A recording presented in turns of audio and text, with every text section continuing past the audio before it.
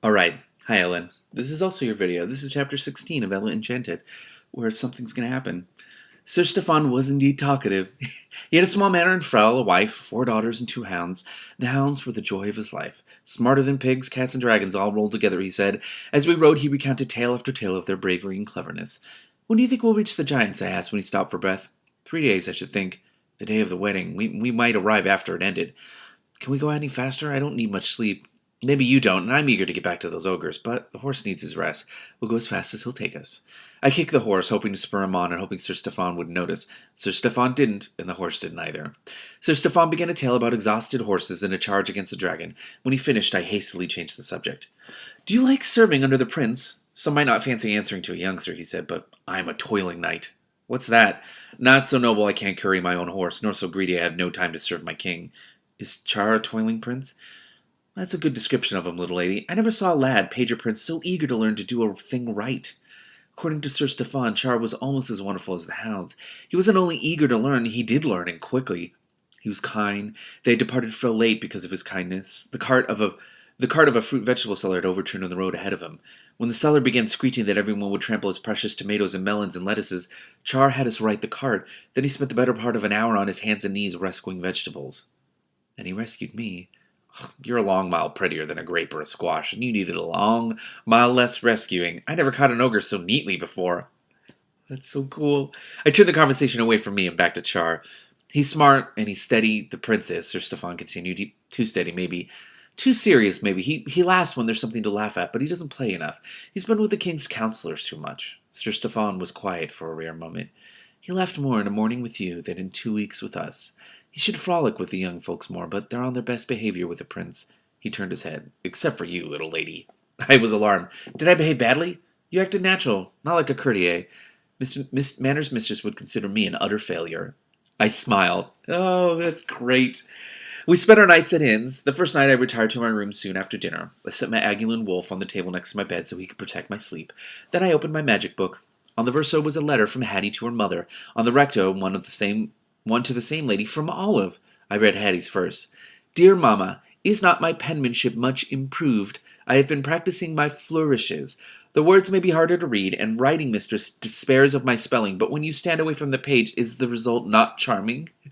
Sir Peter's daughter has vanished. Madame Edith says she was called away in the night. However, I suspect that Madame Edith is lying and that Ella has run off. There is always something devious and deceitful about her, although her father is such a charming rich man. Oh, someone's projecting again. My new tresses are divine, and I emerged among the other girls again 2 days ago when they arrived. I suspect my locks may have vanished with Ella. A heartless prank to play on me, who always treated her with kindness. You shut up. But I still have hope. But I still hope she has come to no harm and has not been eaten by ogres or captured by bandits or caught in fire or fallen into bad company, as I often imagine.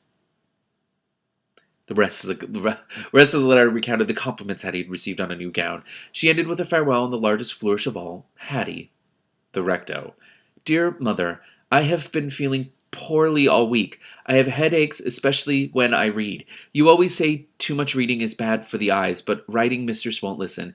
She called me little more than an idiot and said there will be no hope for me when I am grown if I don't learn to read better. Oh. Hattie says Ella was bad to leave, but I think she was bad not to take me to. Oh my God, Olive. This poor girl.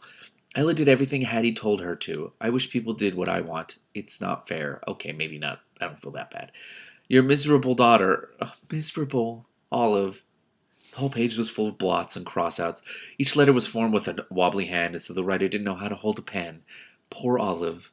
Oh. Her letter was followed by a sad tale about the genie in Aladdin's lap. He had been forced by Aladdin's false uncle, the magician, to take up residence in the lamp and had been given power to grant everyone's wishes but his own.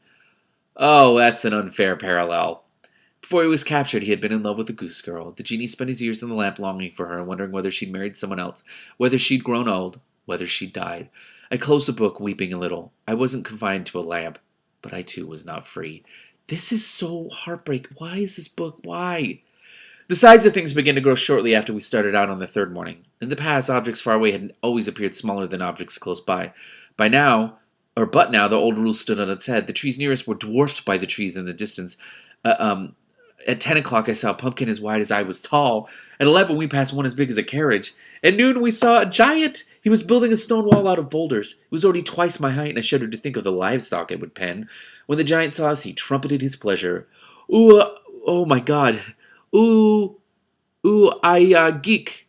Honk, he called, dropping a rock and thundering toward us, his mouth open wide in a huge smile of welcome. Our horse reared in fright, and I struggled to keep my seat till the giant reached down and touched the beast gently on his muzzle. He quieted instantly and even nuzzled against the giant's thigh. Aop, ayu, kube, screech, oob, payeep, ayao, it said. It meant hello in Abdegi. That's a lot of syllables for hello. We've come to attend the wedding of Uaxi's daughter, I added in Kyrian. But are we too late? You're just in time. I'll lead you there. Oh, it's happening.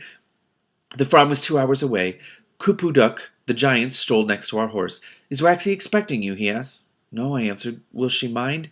Mind? She won't be able to thank you enough for coming. Giants love strangers. He paused. And friends, too. Lots of friends and strangers will be there. We traveled in silence for a while, with Kupuduk smiling down at us. Are you tired? Hungry? He asked presently. We're fine, Sir Stefan said, although I was starving. Everyone is polite except giants. We say when we're hungry. Never mind. There's lots to eat at a giant's farm.